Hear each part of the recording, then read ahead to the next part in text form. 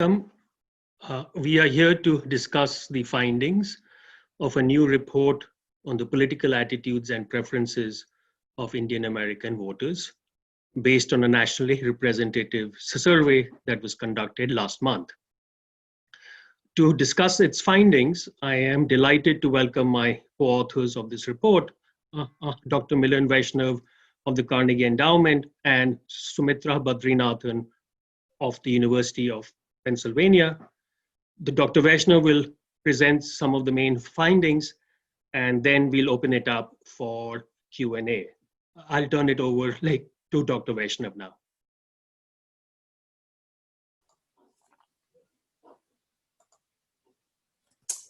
Hi, everyone. Good to be with you. I'm just going to share my screen here and start the presentation.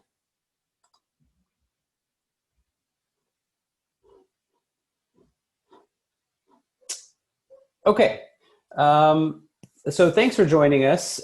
We are very excited to talk to you about the results of a brand new survey that we've just conducted in the month of September on the political attitudes of Indian Americans. You know, as the 2020 presidential election gets closer, one of the most remarkable features is the extent to which Indian Americans have really found themselves in the spotlight, despite the fact that collectively the community accounts for less than 1% of registered voters in America. I think this is for a couple of reasons. Number one, we have seen fantastic growth in the size of the Indian American community. Between the years 2000 and 2018, the population has grown by 150%. In several key swing states, these are electoral battleground states, the eligible Indian American voter population, that number you see in the first column, is bigger than the margin of victory in the 2016 presidential contest.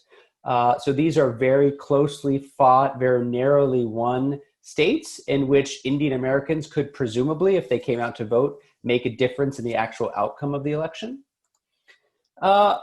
Indian Americans are also in the spotlight because of Joe Biden's selection of Kamala Harris as his vice presidential nominee.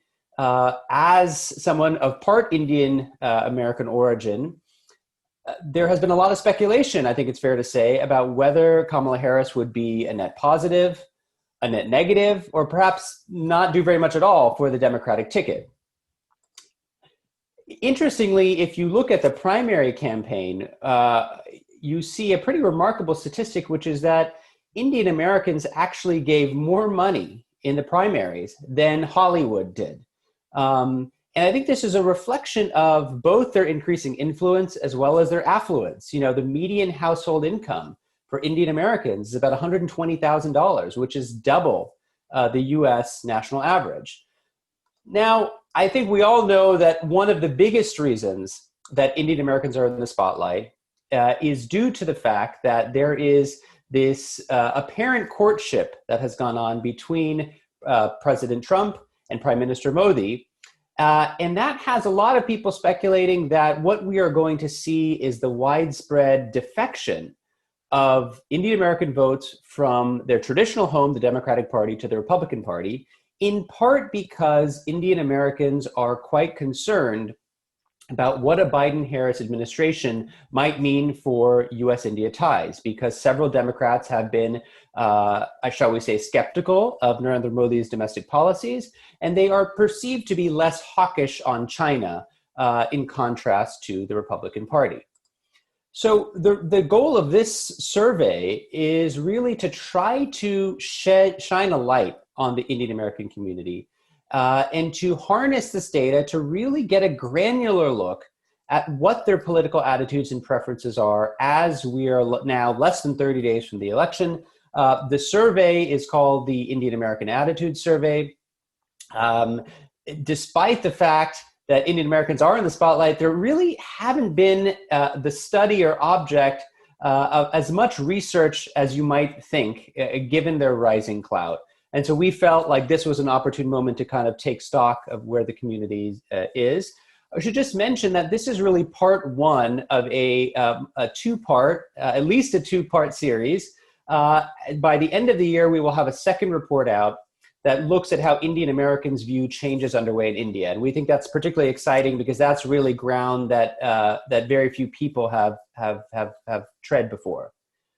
The survey report and the discussion today are organized around 7 questions. How are Indian Americans likely to vote in the 2020 presidential election? Do they exhibit signs of partisan polarization like we see in the US population at large? What are the specific policy issues that are animating the Indian American community? Are there discernible differences between, the political attitudes of naturalized citizens, those born outside, who immigrated to this country, and those who were born in the United States? Number 5, what is the Kamala Harris factor? What impact is she going to have on how Indian Americans vote? Number 6, what are the factors that explain the partisan preferences of the Indian American community? And last but not least, how much do U.S. India relations, the ties between the two countries, the role of the prime minister, how do they shape the political preferences of Indian Americans? So before we get into these 7 questions, let me just say a quick word about how we did this survey. The data for this survey are based on an original online survey, the Indian American Attitude Survey. We did this in conjunction with YouGov, which is a leading polling and data analytics firm. We did a survey of 1,200 Indian Americans. Now, many of them are not citizens, so the data we're going to present to you today just focuses on the subsample of US citizens. That's 936 out of that larger 1,200. This was an online survey done between September 1st and September 20th of this year. So very, very recently. YouGov sits on a proprietary panel of 1.8 million US residents who essentially are their pool of survey respondents. And so from that pool, we recruited Indian American respondents, people of Indian origin, to take the survey. This is a growing trend in survey research. Pew Research Center, YouGov, many such companies are turning to these panels, and they have proven to be just as effective as normal probability-based, random sampling. But to ensure representativeness of the national picture, all of the analyses we conducted are weighted to the 2018 American Community Survey. So this is the census survey that takes stock of American ethnic groups across the country, including Indian Americans. So we can be confident that we are getting the true national picture. The overall margin of error, to keep in mind as you see numbers, is plus or minus 3.2 percentage points. So just to show you a bit about what the sample looks like in comparison to the American Community Survey, which again is part of the US Census, you could see here, the first column is the descriptive statistics from our survey, compared to the descriptive statistics from the American Community Survey in terms of number of citizen respondents, median age, whether respondents are married, whether they have a college degree or not, what their median household income is. I should say 2 things. One is that our numbers will be slightly different because we did oversample younger Indian Americans, those between the ages of 18 and 27, in part because we really wanted to look at intergenerational differences within this community. And I think a lot of people know this is an existing issue from survey research. Sometimes the very, very high upper income thresholds, it's a difficult survey, a different population to survey. And that's true across countries and certainly true in the United States. If you look at the geographic spread, we have a nice coverage of most of the 50 states. The size of these bubbles you see here represents the number of survey respondents from the respective states.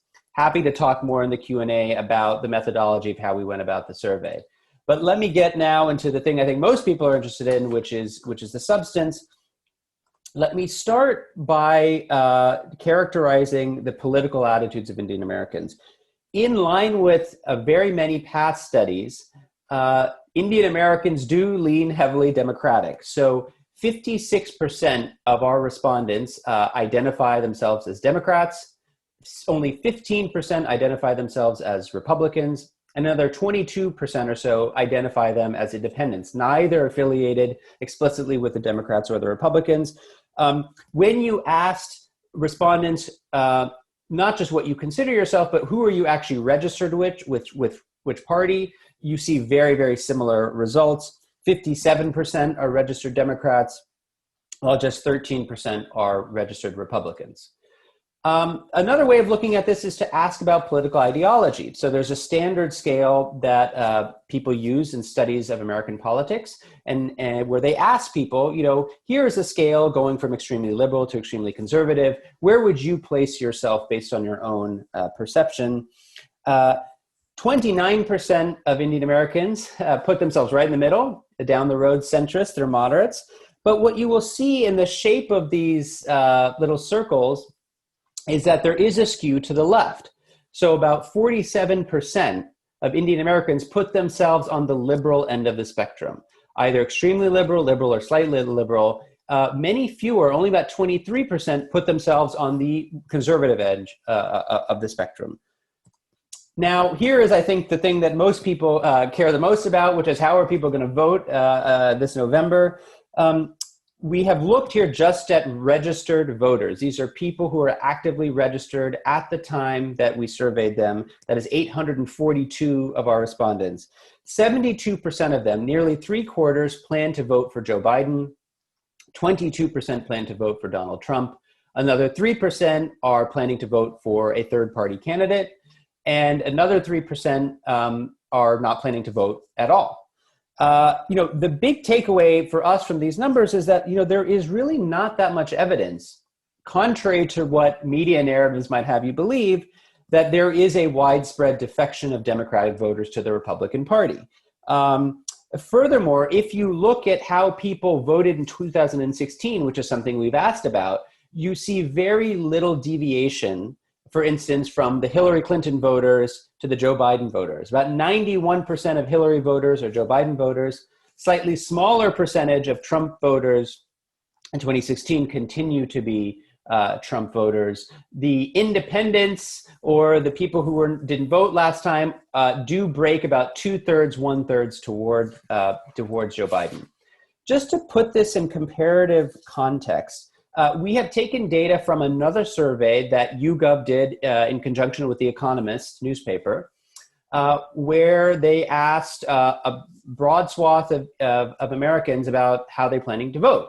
And so you can see this table here is broken up by race. So you have white, Black, Hispanic, other, and then we've inserted as the last column our results from our own surveys. And what you can see here is that with respect to the loyalty of groups' preferences to the Democratic Party, Indian Americans are sandwiched somewhere between African Americans and Hispanics. So that puts them, in the upper tier of ethnic groups or minority groups that support the Democratic Party.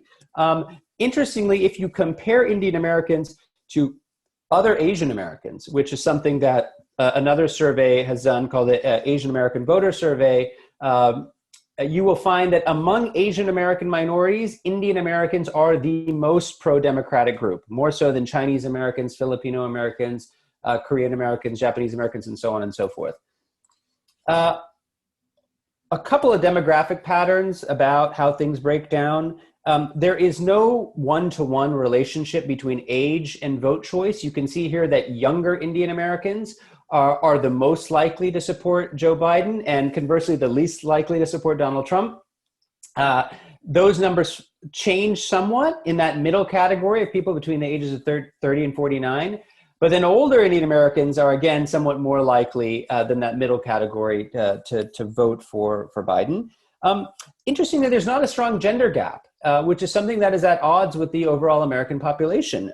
If you take the same Economist YouGov survey I just mentioned, you will find that among registered voters, male support for Trump and Biden was pretty much deadlocked at 45% apiece, but women favored Biden by a huge margin, 54 to 38%. What you see here in these last two rows is men and women are roughly polling around the same. Men are slightly more, ever so, to support Donald Trump, 24% versus 19% for women, but their support for Biden is essentially the same. Now, one other interesting demographic category worth paying attention to is religion.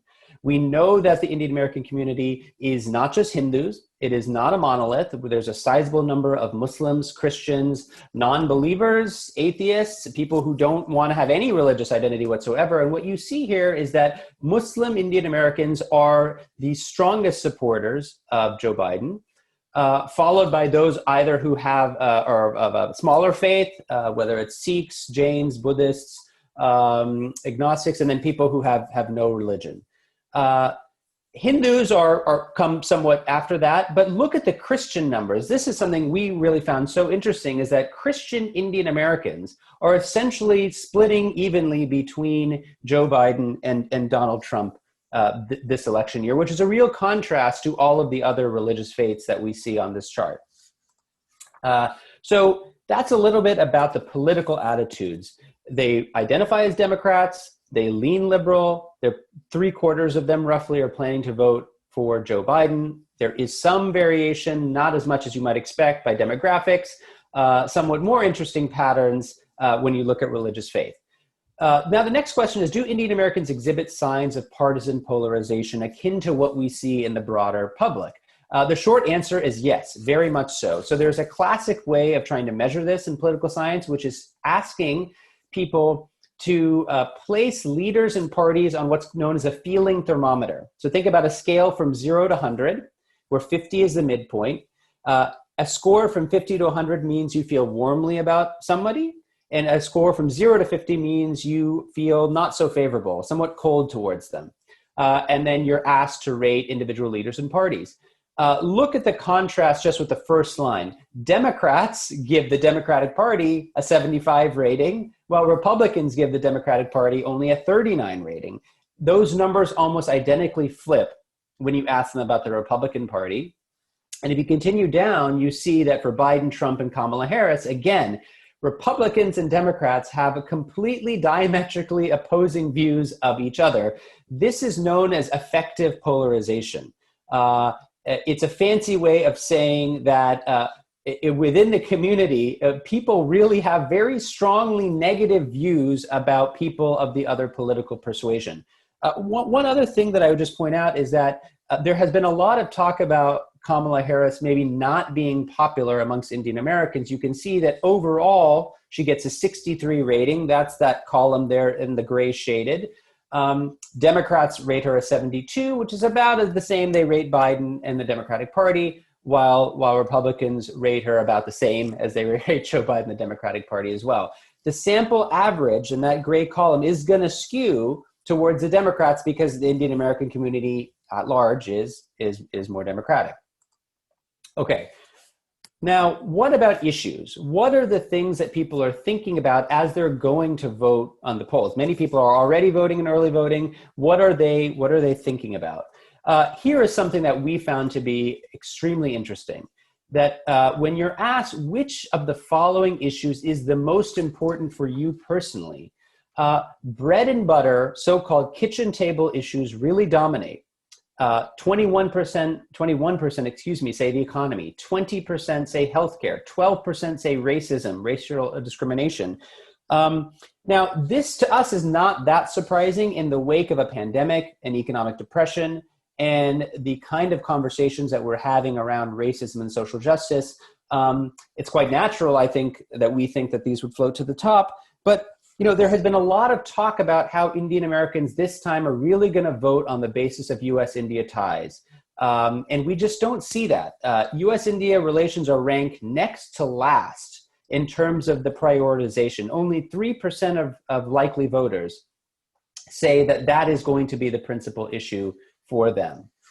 Another thing that we do in the survey is we pick 5 hot button contemporary policy debates and ask how Indian Americans are feeling about them. So if you look at the 5 on the left hand of your screen, you'll see the White House measures to revoke the press credentials of reporters critical of Donald Trump, the so-called Muslim ban that was imposed in 2017 on citizens from Muslim countries, whether or not police should use physical force against peaceful Black Lives Matter protesters, do they support or oppose enhanced efforts by Immigration and Customs Enforcement, ICE, to deport undocumented, or what some people call illegal immigrants?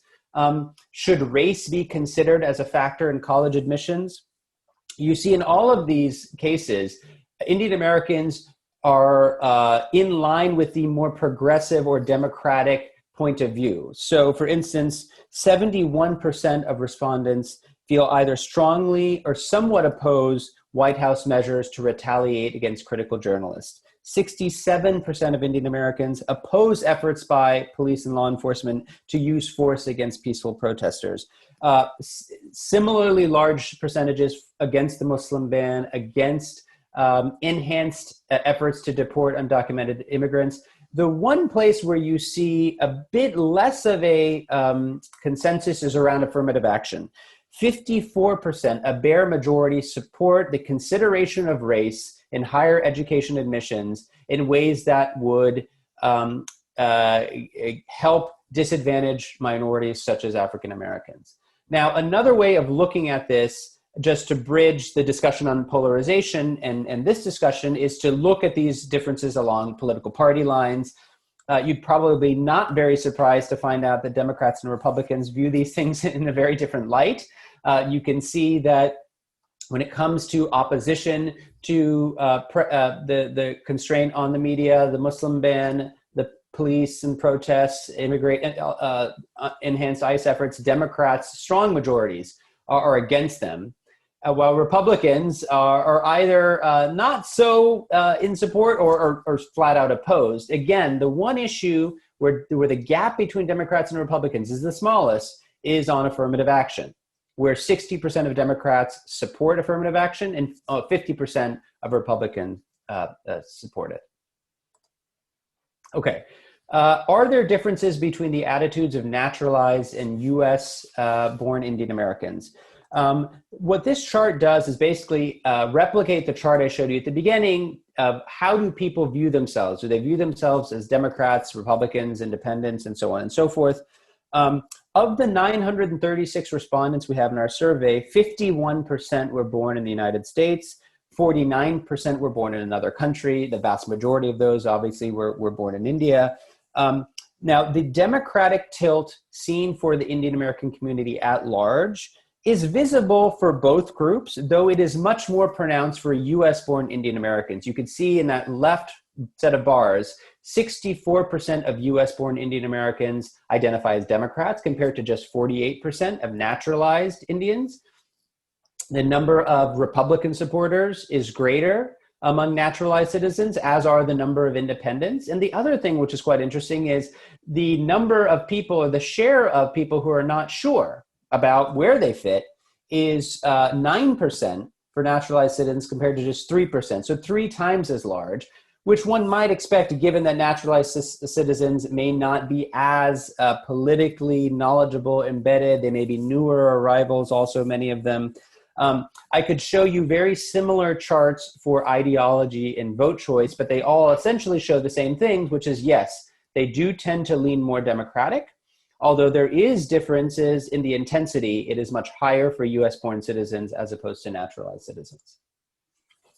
We come to the Harris factor now, which I think has gotten a lot of speculation for a couple of reasons. There have some people who have said Kamala Harris has privileged her Black identity over her Indian identity. There have been some who have said, you know what, she's been very critical of the Modi government and that's going to harm how people view her. So we wanted to kind of break this question up into 2. The first is to say, is Kamala Harris going to lead to greater turnout, greater mobilization amongst the Indian American community? And number 2, if they're coming out to vote, are they coming out to vote in favor of her because she's making them more enthusiastic, or against her because she's making them less enthusiastic? So let me take the turnout one first. 45% of our respondents say Kamala Harris is going to make them more likely to vote. Right? So she has been a mobilizing factor in this election. Just 10% say the addition of Harris to the Democratic ticket will make them less likely. 40%, which is a sizable number, say, you know, it doesn't really make much of a difference either way. Now, like I said, if 45% are more likely to vote because of Kamala, is it in favor or is it in opposition? And what we find is that it is largely in favor. 49% of respondents say Harris's selection makes them more enthusiastic about Biden's candidacy. Just 15% say she makes them less enthusiastic, less favorable. While about, again, 31%, about a third say either way, it doesn't make a difference. So I think what's interesting about this is, again, it cuts again against the conventional wisdom that has started to emerge that Harris might really divide the Indian American population. We are seeing that it is more a force for the Democrats than it is for the Republicans. Now, when you ask people, why does the selection of Harris make you more enthusiastic, right? There could be many reasons. The number one response you get is because Harris is an Indian American. 26% of those who are enthusiastic about her say that. Another 19% say she'll be a moderate voice. Slightly fewer say it's because she's a woman, because she might be more liberal, because she'll strengthen U.S. India relations, and so on and so forth. So I could show you another chart, which I won't, about why Harris might hurt Biden. I think for a lot of people who are not fans of her, they've already made up their mind.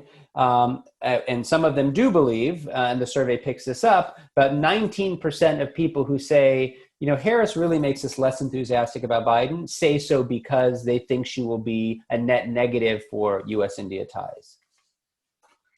Okay, so what factors, when you kind of step back, explain the partisan preferences of the Indian American community? So why is it the case that they have such a clear democratic orientation? So what we did in the survey is we said, okay, if you are somebody who does not identify with the Republicans, which means you're either an independent or you're a Democrat, why is it the case that you don't find common cause with the Republicans? And the number one response was because we believe the Republican Party is intolerant of minorities. 27% said that, followed by 19% who said that today's Republican Party is too influenced by Christian evangelicalism.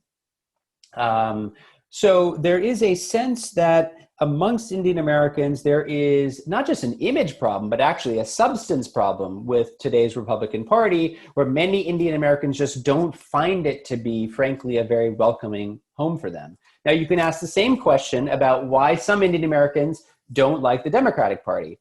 So if you ask Republicans and independents, okay, well, why don't you identify with the Democratic Party?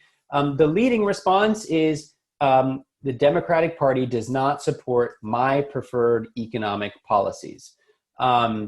Closely followed by the Democratic Party is too focused on identity politics and is too influenced by the extreme left. Now, one data point I'd like to highlight is that only 9% say we don't support the Democrats because the Democrats aren't good for India. Again, that narrative that there is a lot of consternation or concern about the Democrats coming to power because they could be bad for U.S. India, actually, even amongst people who aren't Democrats, very few of them in relative terms give that as the principal reason. Okay, so coming here towards the end, how much do U.S.-India relations shape the political preferences of Indian Americans? When it comes to which party does a better job of managing U.S.-India ties, by a 2-to-1 margin, Indian Americans say the Democratic Party, 39% say the Democrats do a better job, 18% say the Republican Party does a better job, 26% say they're both kind of the same, doesn't make much difference, and another 16% simply don't have an opinion. Now, one might say, look, this isn't that informative because we know Indian Americans are largely Democratic, so of course they're going to say that the Democratic Party does a better job. And we don't think it's that simple. If you ask Indian Americans how Trump has done in handling relations with India, it's not as if everybody disapproves, right? You see kind of a mixed set of responses. 25% say they strongly disapprove of Trump's handling, 12% say they disapprove, but then on the other hand, 22% say they strongly approve, and 11% say approve, and a large proportion, almost a third, say they don't know either way, which means they might not be following very closely, don't have a strong opinion. So it's not simply that Democrats think that other Democrats do a better job, but I think this is telling us actually something quite interesting. Earlier, I showed you a graph about the issues that are animating Indian Americans, and I said that U.S.-India ties was way down at the bottom. You can see here in the left-hand column that when you're asked about your number one election issue, U.S.-India relations is only 3%. We actually asked respondents to give us their number one, their number two, and their number three issues. And so that's what this table is showing. And you can see that even for somebody's second and third priority issues, U.S.-India relations is either last or next to last, right? So again, I think it's fair to say, and elsewhere on the survey, we do find this, that Indians do care about U.S.-India relations. It is important to them.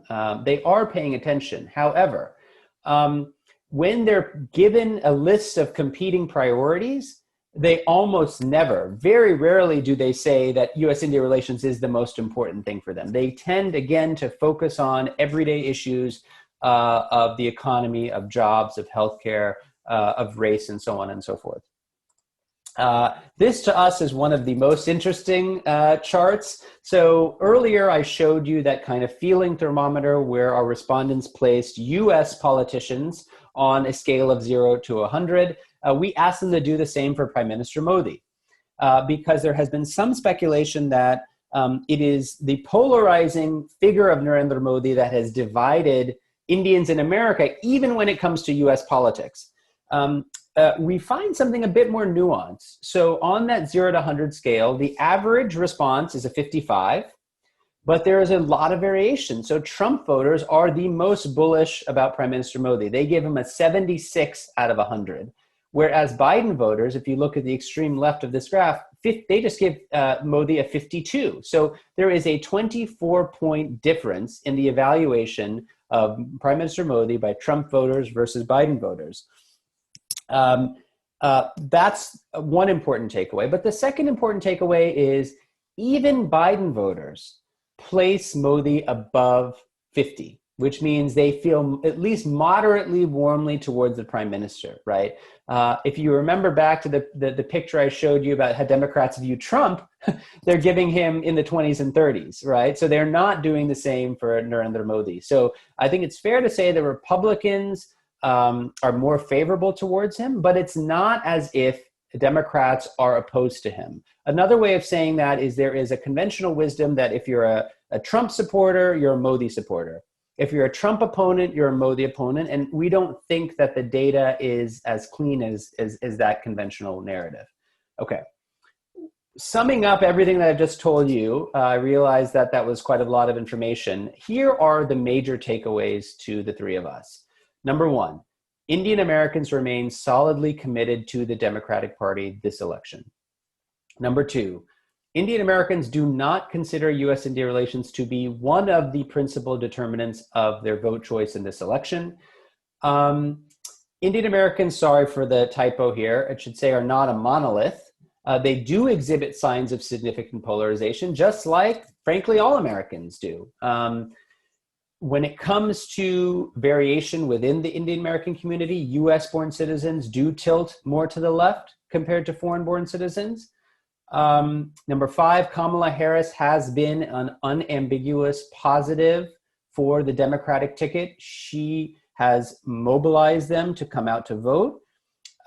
She may not be changing a lot of minds given the degree of polarization we're seeing. But she is still a net positive when it comes to perhaps getting people from their homes to go cast their ballots. Number six, there is a long-standing issue with the Republican Party, which is that a large section of Indian Americans continue to view them as fundamentally unwelcoming to them because of intolerance, because of their emphasis on evangelicalism. They do not necessarily feel like the Republican Party is a home for them. And last but not least, political beliefs do seep into perceptions of U.S.-India bilateral relations. And I think this is something that we really want to flag for the future, because it is quite possible that Indian politics has greater spillover into U.S. politics in the years to come. But it's also possible that depending on how our own domestic political discourse in this country evolves, that Democrats and Republicans will start to maybe look at India in a different way, which has not been the case for the past several decades, where there has really been a bipartisan consensus on both sides of the Atlantic about deepening U.S. India ties.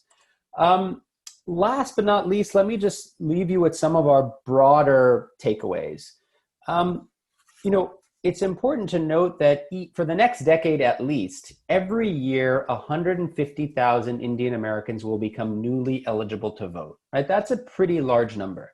2/3 of them will be US born citizens, 1/3 of them will be naturalized. It is quite likely that the median Indian American voter will become even more inclined to the Democratic Party, given that younger Indian Americans, US born Indian Americans, tend to be more left than their older counterparts. This, ironically, could happen even sooner or faster and more intensely if curbs on legal immigration to the United States continue. And so one way of thinking about this is that if the Republican Party continues to cater to its base, which is very skeptical of immigration, it may find that the base is the only thing it has left, because there are groups like Indian Americans who will become further estranged. Last but not least, and this is something I mentioned before, is that politics in India does not seem to have disrupted yet the pro-Democratic Party consensus in America, but it's certainly something to watch out for, particularly the way in which our politics have become so polarized, both in India and the United States.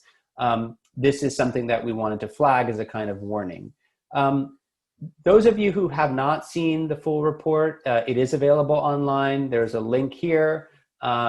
You can find it on the Carnegie Endowment website. You could also find it via Google. And with that, I turn it back over to Devesh and Sumitra and look forward to your questions.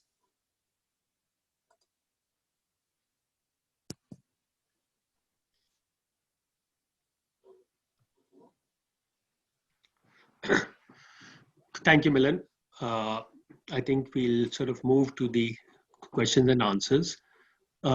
You can use the Q&A box and write in your questions, and we'll take them up sequentially. So I'll start with the first question, and that is from Anurag Upadhyay. He asked, did you also measure the COVID effect? That is support for Trump before COVID and after COVID. Has his mishandling affected Indians to switch their vote? Sumitra, would you like to answer this? Sure. I think it's a very good question because what you brought up is the fact that this survey is actually just a cross-section. So we only know about people's views at this particular point in time that we surveyed them. But in order to measure effects over time or before and after COVID happened, what we would have to do is set up a panel such that we measure the same respondents over again. So I think what your question has done is now giving us some sort of impetus to do this again in the future, hopefully, if my co-authors want to still continue to work with me. But one other thing I'll say is that since President Trump got the coronavirus and some others in the White House were infected, we saw the gap between Democrats and Republicans in voting increase in national polls. What's important to note is that our survey was done before that happened. It was done before the presidential debate. It was done before Trump got COVID. It was done before he was hospitalized and came back. So if those events affected national polls, we should maybe expect them to have affected the Indian American population as well. Unfortunately, we did our survey before that. So perhaps the gap would be greater if we did it today. Could I just say one thing on that, Devesh? Yeah, please. There was another survey which you all should also consult called the Asian American Voter Survey. It was conducted by academics led by those at UC Riverside. Their survey came out about a month ago and found that a slightly higher percentage of Indian Americans supporting Donald Trump and a slightly lower percentage supporting Joe Biden. There are a couple of reasons our results might be different. One is that it's an excellent survey done with a lot of methodological rigor. The time frame is slightly different. They were surveying from July to September, while we were just focused in really the last month. it's a smaller sample of Indian Americans. So their objective is not so much Indian Americans, but to characterize the views of the Asian American community at large. And they are really the only ones who are doing that. And so the Indian American subsample is slightly smaller. And so that affects things like margins of error and so on and so forth. And also the fact that, the campaign enters a new phase in the summer. We had the addition of Kamala Harris and so on and so forth. So those are some of the reasons why there might be some variation between multiple surveys. We have a question from Aidan Millif, who asks if we found any interesting differences between Indian Americans, if there's a North versus South India versus East India origins, as well as differences by caste. Sumitra, you want to take that? Hi, Aiden. I hope you're well. Okay, so by caste, I'll first answer. It was surprising actually, because from our entire sample, only something like 290 people actually provided a caste. I don't have anything to back this up, but I was expecting personally more people to state something. So given that it's a smaller sample that actually stated their caste and probably a systematic subgroup, we didn't break down responses by caste to this question, though maybe we should just to check. And the other thing that you asked was about region in India that they came from.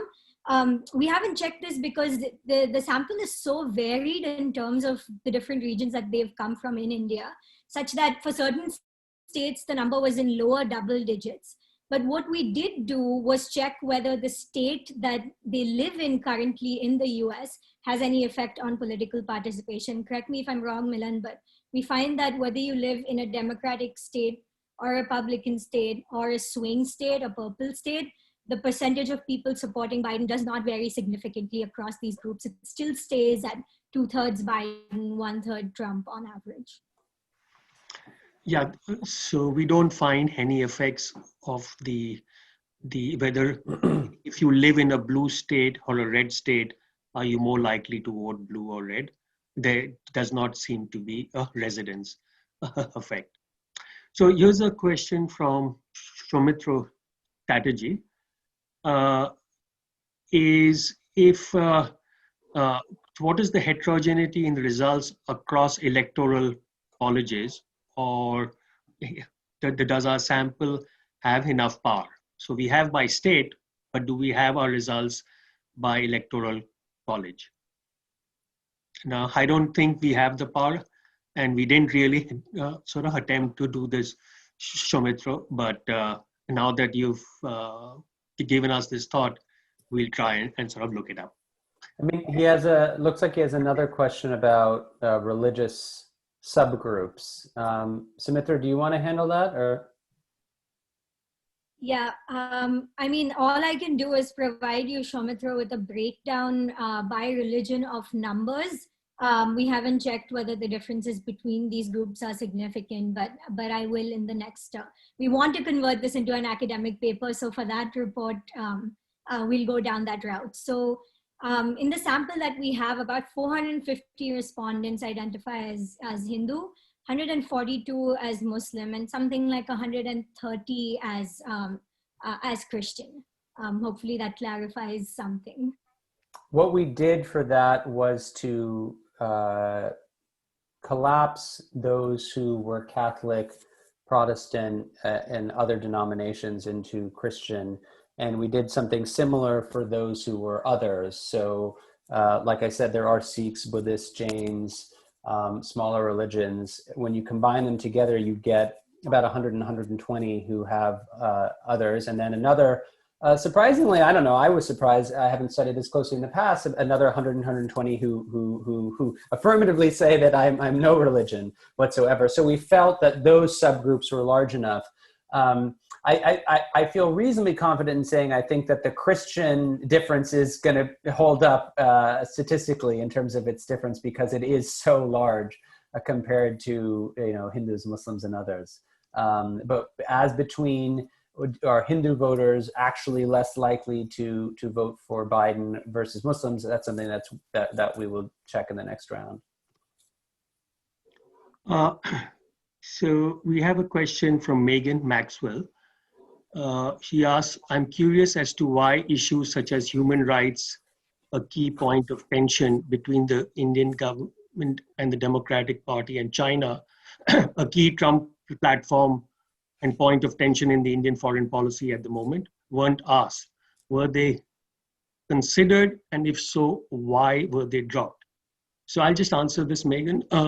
We have asked those, and they are not dropped. It's just that we will be looking at these questions in much more detail in our second report, the one that Milan referred to at the beginning. So if you're a little patient, in a month or so, we hope to have the second report, which will be addressing these questions. Can I jump in? Yes, Sumitra? We actually looked at this question, so maybe we can quickly preview the findings for the purpose of everyone who's listening.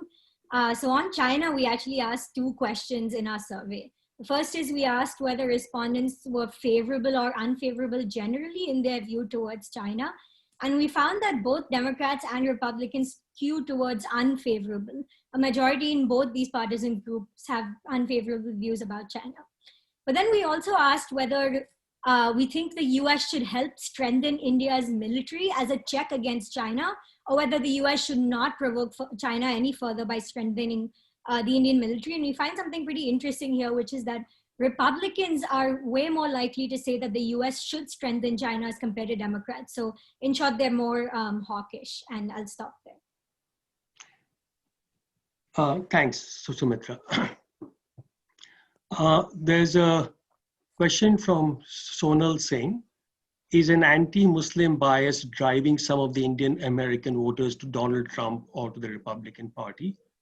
It does not show up in any survey responses, although she says anecdotally it seems prominent.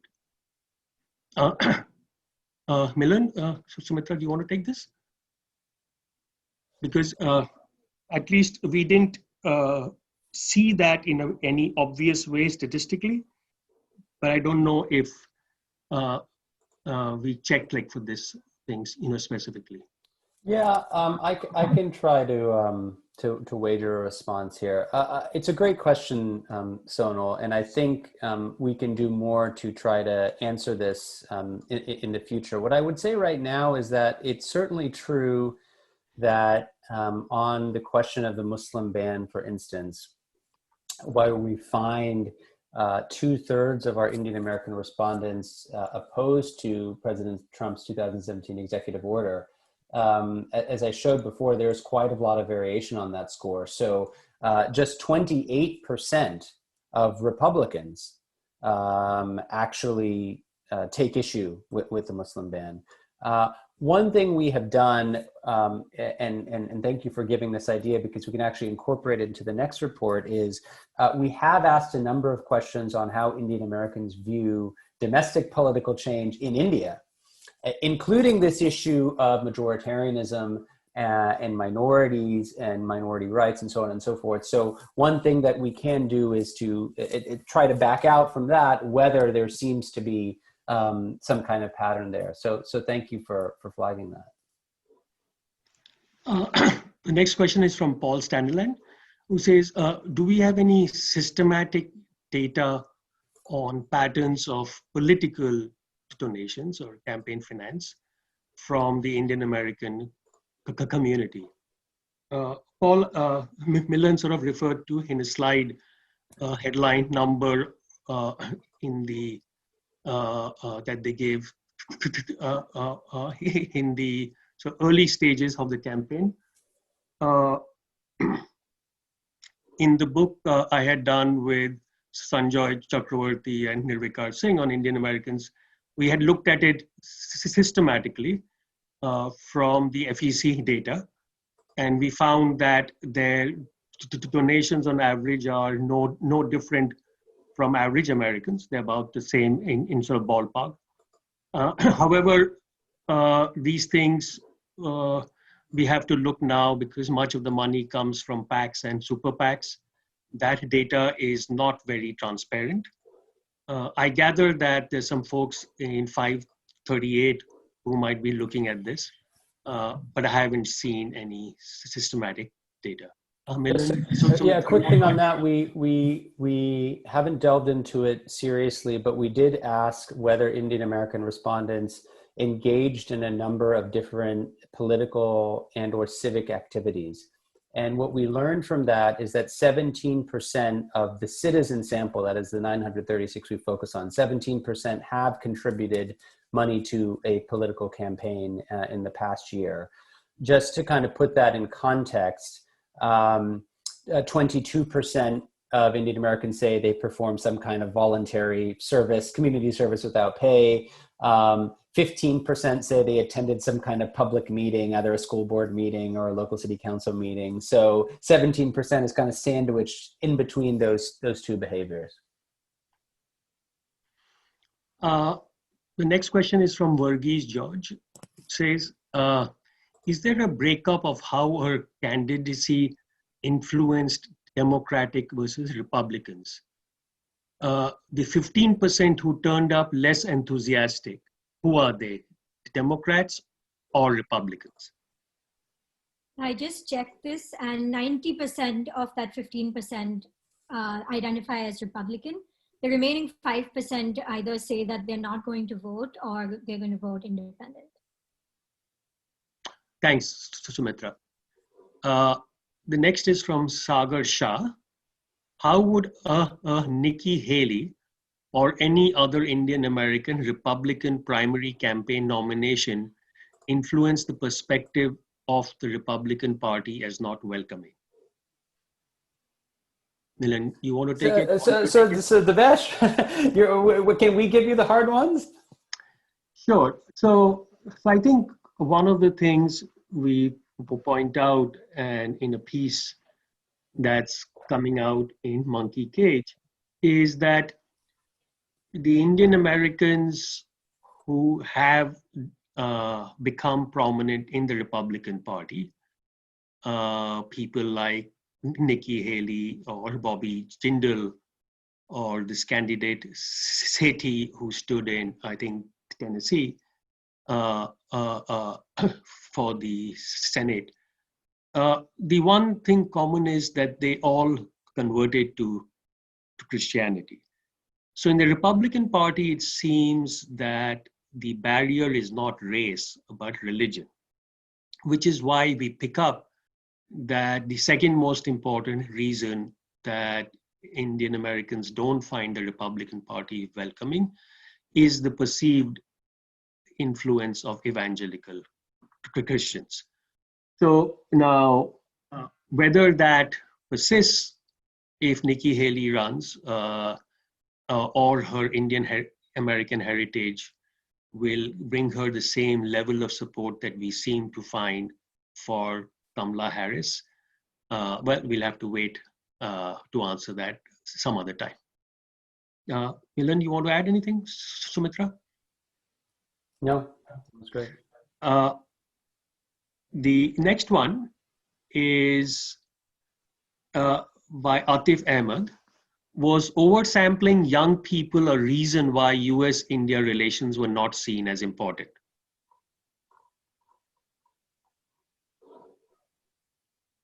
So you want to take that? Or? Yeah, well, Atif, it's a very good question. We haven't done the age breakup. I think you're probably right that we do see that those who are born, it's less, I think, the age per se, but whether you were born in the US or whether you were naturalized. We deliberately oversampled younger people because we wanted a larger number of those born in the US, because most of Indian American voters who are born in the US are still quite young. And so we wanted to oversample that population, as Milan said, to see the possible generational differences that might be occurring between those who immigrated from India versus those who were born in the United States. We do find, not surprisingly, that on many questions, those who are young and were born in the US are much less engaged with India. And so it would seem to follow that US-India relations might not be seen as important. But we haven't done this analysis, and you have a very good point, and we will look into this. Milan, Sumitra, you want to add anything? Okay. So, Sumitra, I think I'll direct the next one to you. Was the study able to view differences in the extent of political participation, donating, voting, writing to representatives across income and between native-born versus foreign-born Indian Americans? So we have that graph. If you want to even show it, we can. I don't have the graph ready on my screen to show, but I do have the breakup of results. So we did ask questions about what kind of political activities respondents have participated in. And we find that most people, about 46%, say that they have discussed politics with friends and family. A smaller percentage say that they've posted comments on political issues online, performed voluntary community service, and then below that comes contributing money to a political campaign and working within the community to solve a problem. What we haven't done yet is break up these numbers by native versus foreign born and across income. So that's something to be done for the next time we present these results. Just to add, I think on the basic issue of partisanship, voting likelihood, and so on and so forth, we certainly do see differences with naturalized versus US born. In other words, naturalized are in almost every case more likely to not have a strong partisan identity, but they're also more likely, less likely to vote. And that is true even if you were to split the sample into, say, those under 40 and those above 40. In both cases, the under 40 set and the over 40 set, naturalized are about twice as likely to say, I don't intend to vote in November. Thanks, Milan. The next question is from Thomas Timberg. He asked two questions. Any indication of factors influencing Christian choices, region, sect, language? So Thomas, we do have a breakup of the different Christian sects within the Indian American community in our sample, but the sample sizes just become too small to have any power to really see, and so we just had to aggregate. Even then, the sample size is not very large. So breaking it up further, I don't think we can say anything that would be robust. Your next question, also by Thomas Timberg, is the percentage of US bonds seems high given Kapoor and Subramaniam figures. I'm not sure which Kapoor and Subramaniam you're referring to, but if you're referring to Chakravarti, Kapoor and Singh, but you know, as Milan showed you right up front, we showed you the comparison of our sample relative to the actual population, the distribution from the US censuses, ACS of 2018, and they are pretty comparable. But yes, we did oversample younger Indian Americans, like for reasons that I discussed earlier. Devesh, also that this report focuses on US citizens. Yes. And so the 250 odd respondents we don't look at who are non-citizens. Right. So there's a distribution between Indian Americans versus those who are, because we wanted to focus on who's going to vote. So of course you have to be a citizen. A question from Prachi Ganu, and Milan, Sumitra, either of you can take that. I was interested in whether you think these results would have been different if you primarily focused on the older population of Indian Americans. I think the answer is yes, because the age not only just represents age in this sample, it also correlates with where you were born. So younger people are more likely to have been born in the US in our sample, and older people are more likely to have been born abroad and then naturalized to become US citizens. So we actually do find differences in partisanship and ideology based on place of birth, in that older people are less likely to be liberal. So I would assume that the same goes even if you break up by age, because place of birth correlates with age in this sample. One additional thing I would say to what Sumitra has said is, if you go back to the table that I showed before on age and presidential vote intention, again, you see that Indian Americans in the 18 to 29 category are the most likely to vote for Biden and the least likely to vote for Trump. The second highest group is not the next group, which is 30 to 49. It's actually the 50 plus. So in other words, the strongest votaries of the Democratic Party are those who are 50 plus and those who are below 30. There's actually something interesting, and Devesh, you might have a view on this, about this middle category of 30 to 49, where, again, I don't want to overstate the differences, because once you factor in margins of error and subsamples, they may not be that statistically meaningful, but we do see in that middle group of 30 to 49-year-olds a slight uptick in those who vote for Trump, and a slight downward movement in those who vote for Biden. Yeah, I don't think we've thought this, why that might be the case, but it's something, whether there is some sort of a cohort effect happening. The very oldest ones sort of emigrated from India in the years when the Congress was too dominant, whether the next group has come more when the BJP has come to power, and our youngest sample is being really affected by the stronger presence of sort of native born voters. So there could be a host of sort of reasons, but we haven't done the analysis to be confident of what explains this. The next question is from Arjun Mehrotra. On affirmative action, some have contended that Trump has used it as a wedge issue in the Asian American community. Do the survey responses suggest that Trump's focus on race in college admissions has had an effect on Indian American views, or is that not clear? It might be more long-standing. So it's actually interesting, because the graph that Milan showed about polarization and policy views, we find that actually the smallest differences between Republicans and Democrats with respect to their views on issues are with regards to affirmative action. I think it was something like a 10-point difference on affirmative action as compared to other issues like immigration.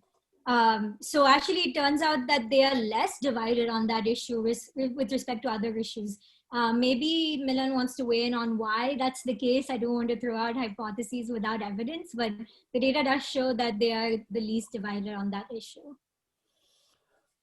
Yeah, I mean, I think there's a couple of things, and I think, again, stay tuned for more, because one of the things that we'll be looking at next is these contentious policy debates we asked about are very much grounded in the way they're asked in the U.S. political experience and U.S. social experience.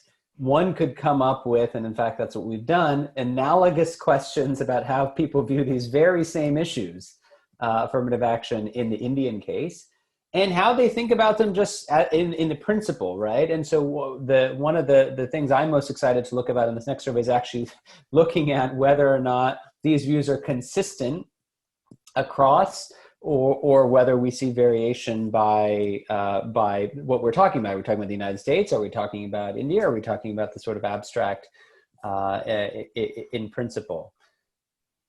And one more thing, sorry, there's a footnote in the report on affirmative action, and actually it was Devesh who pointed this out, is that it is well known in research on affirmative action that the precise nature of the question wording can have impacts, right? So I think we're also sensitive to the fact that we believe we've asked this in a pretty a serious and unambiguous way, but different people have different ways of asking this and could get different results. So actually, in some ways, one could turn the responses on its head, that to say that there has been a general belief that since many Indian Americans, or a large majority, are upper caste, they would be strongly opposed to affirmative action. The first survey I did of Indian Americans in 2004 showed that was not the case. That continues to be that compared to, say, some other Asian American groups, Indian Americans are not among the most opposed to affirmative action. And that in some ways is perhaps a more surprising story relative to what we might have expected. So the next question is on caste. What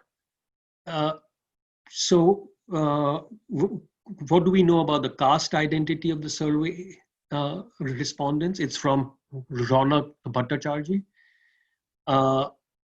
And I would be highly obliged if you throw some light on the caste identity, and what do you think about the equivalences drawn between caste observable amongst the Indian diaspora and race relations in the US?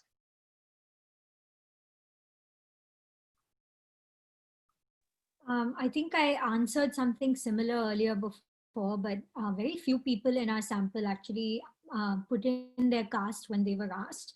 And of those people, most identified as general or upper caste and very few from the other caste categories. But we haven't further looked at breakups of views on politics as a function of caste in the sample. The next question is from Aditya Dasgupta. He says, is there an Indian American effect on political preferences beyond what would be predicted by demographics alone? Example, are Indian Americans more pro-Democrat than, say, whites, if you control for income, education, etc.?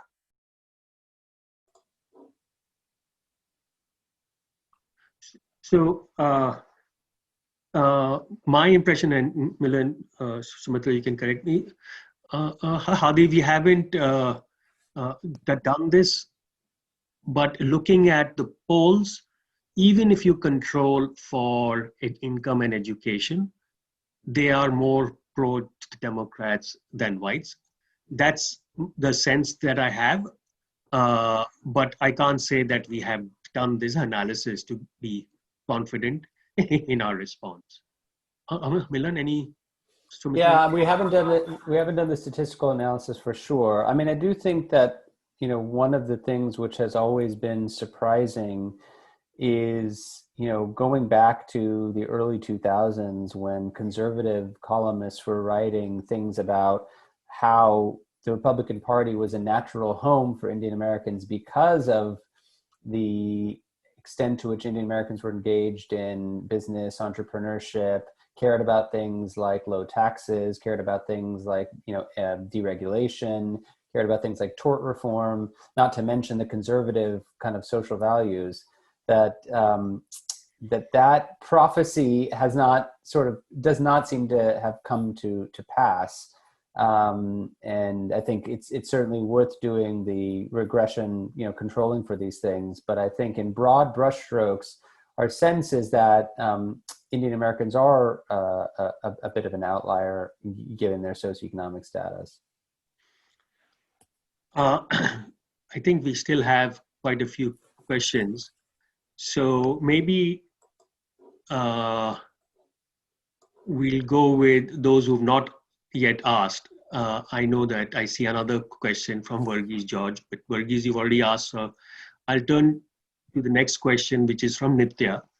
Have you found anything about Indian Americans sitting out this year's election, in quotes, despite being unsupportive of Trump out of a sense of patriotism towards India vis-a-vis China and Pakistan? So is it, I think if the question is perhaps towards those who decided not to vote and the reasons why they are not voting. As far as the data, I'll say that amongst registered voters, one of the first graphs that we showed in the slides, only 3% say that they do not intend to vote in the election. And also note that we still conducted the survey maybe a month and a half before polls actually close. So it might be possible that those voters change their views as compared to when we did the survey and actually break one way or another towards the survey. But data-wise, it's just 3% of the sample who say that they don't intend to vote. 97% actually show us a preference. Milan, you have anything to add? I was somewhat surprised comparing our data to previous pre-election survey data, which has been collected by either the National Asian American Survey. There's also something called the Cooperative Congressional Election Study, CCES, which also has a decent number of Indian American respondents, to see that this election year, the proportion of those who are either undecided or sitting this one out is not very high, perhaps reflective of the fact that people believe that the stakes in this election are quite unique, given the kind of state of both the economy and democracy and society in the United States. A question from Avi Kirpekar. Given this data, what recommendations would you offer to each party to mobilize and appeal to Indian Americans? Should they appeal by age group or any other demographic breakdown?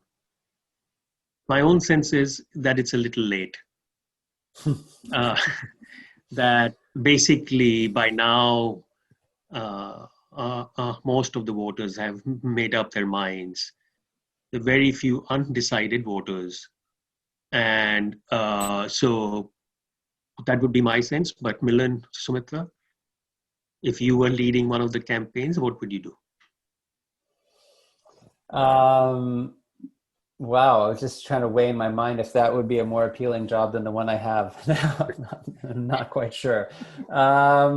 So I think it's pretty clear that tying together a couple of different strands of what we said in this presentation, that certainly for younger Indian Americans, they are telling us that they have more progressive values that are closer in line with the Democratic Party. I think that has implications for the Democrats as well. And I think one of the things which might be effective with this group is, people talk a lot about the Sanders-Biden kind of unity task force using surrogates like AOC and others to try to appeal to this group. I actually think that would be very valuable to Indian Americans. And for the Trump campaign, I think there is a policy problem, right? Because just fundamentally, at the end of the day, a lot of the major principles of the Republican Party platform simply do not, and I think will not, capture the imagination of Indian Americans, which is why I think the emphasis in the public discussion has been on foreign policy. Because if you are the Trump campaign, given how popular Narendra Modi is amongst the diaspora, your best bet is to say, look, Modi and I can work together really well. Look at the great things we've done. If you bring me back to power, I can do a lot more. So it's actually importing Narendra Modi and making him an election issue. And so I don't think that's a terrible strategy, given that on day-to-day policy, on economy, healthcare, so on and so forth, you're out of step with Indian Americans. The trouble is that, a foreign policy simply does not appear to be a mass issue. It appears to be much more of an elite issue in terms of how Indian Americans are actually voting. So I do think it could make some marginal inroads, but I think, going back to what conservatives have said in the past about how one might reimagine the Republican Party, Indian Americans in some sense are the poster children for America's welcoming open immigration policy.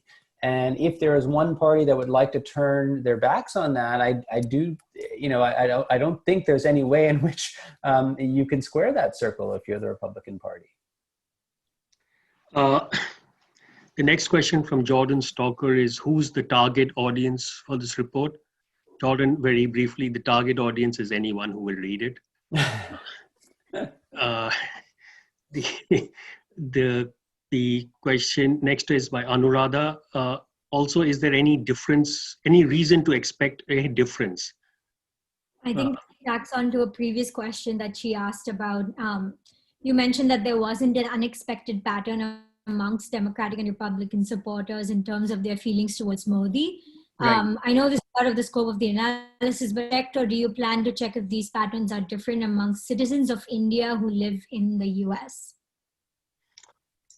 Milan? Since we did not survey them, we can't really answer that, right? Yeah, most of our sample was US citizens, very few non-citizens, and we excluded those non-citizens for the purpose of this analysis, but we'll put them back in when we start to do, when we start to analyze the questions that ask about India and India policy issues. There's a question from Asha. At what frequency will you repeat the survey, and how can we help with distribution? I'll leave that to Milan. It's a great question, Asha. So, look, I think we would love to do this at least every 4 years, if we can amass the financial support to do so. It's not actually a massive investment, but it does require some investment. I'll just mention that we are doing another survey in parallel, and we would love, Asha, if you could share that. With a group of recent college students, we are embarking on a survey to try to explicitly get at intergenerational attitudes in Indian American behavior when it comes to politics. And to do that, we are trying to reach college students, recent college students, graduate students, to survey them as well as their parents. And the reason to do that is so that we can then say, look, within the same very household, you have a young person and an older person. They come from the same family, the same culture, the same language, the same socioeconomic background. The thing that's really different is their generation, their age. And can we see differences in how younger and older Indian Americans are proceeding? That survey is known as the Survey of Indian American Attitudes. I realize that has a very similar sounding name. And so if you go to the website, siaa-survey.com, you can actually sign up to take the survey, but you can also learn more about it. And so in terms of distribution, we have tried to create lots of bite-sized pieces for people. So in addition to the report, there is just a one-page executive summary, which gives those key 6 or 7 messages I mentioned. We've done a short podcast where if you're somebody who is out wanting to multitask, you can listen to the findings. We've also made a short 2.5-minute promotional video, which goes over the 5 greatest hits of the reports. You can find all of those things on the Carnegie website, but also if you follow Sumitra or I on social media, Devesh is smart enough to remain off social media. But, you know, we would like this to be a resource for the community. You know, all 3 of us are Indian Americans, born in different places, but united by that. And I think we felt very personally that we don't know enough about our own community. And as a result, you get a lot of media narratives, you get a lot of anecdotes, you get a lot of talking points, but not a lot of hard data. And so our hope is that, yes, of course, the think tanks, the research community, policymakers will hopefully digest this, but we really just want ordinary people like you or I, or like my parents, for instance, to take this and share it. So if you could do that within your own social network, we would be really grateful. So I know we are running out of time, so I'll be a bit quick in the next ones. Is there an urban versus rural difference in your results? This is from Kimberly in Narona. I don't think so. Well, there's hardly a rural population in the US, but Indian Americans are very, very unlikely to live in rural. While we haven't really tested this, but we really will have such a small rural sample that I doubt if we can do anything meaningful. We are, just one final thing, we are in the process of matching up our respondents to zip codes. And so that will allow us to do more spatial analysis. Right now, we just have the state. We do have information on their zip codes. And so stay tuned for that, because we are interested in looking at least at the spatial dimension, which one then can get us into rural urban differences. Given that there's so many this is from Megan Garrity. given that there are so many close Senate races, do you have any sense if Indian Americans are likely to vote straight party ticket or to potentially split the ballot voting for Biden or the Republican Senate candidate? Sumitra, I'll allow you to answer that. This is a great question because after a lot of deliberation, we didn't actually ask about down the ballot races in this survey. Now I wish we did. Thanks, Megan. But we don't actually have the data to be able to answer this except maybe from conventional wisdom. And I'm not the expert there. So Milan was inkling to say something, so you can try. No. Actually, to refer you, Megan, to the Asian American voter survey, because they did ask a question about your vote intent in the presidential, in the Senate, and in the House. And you do see a little bit of variation where Indian Americans are slightly more Republican inclined in Senate races. Of course, not every Senate seat is up, right? So it depends a lot, I think, state by state. Broadly speaking, that kind of 2/3 to 70% Democratic inclination is more or less present across those three types. Little variation, more Republican in the Senate, more Democrat in the House, and more Democratic in the presidential. The next question is from Apurva Bhamezai.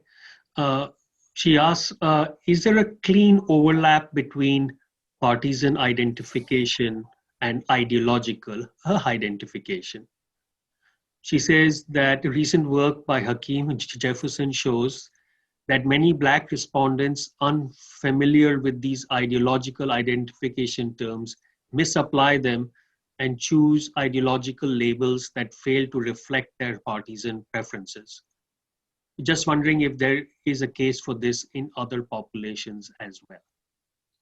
So with respect to the ideology and partisan identification question, I think more respondents identify as a moderate in the ideology question.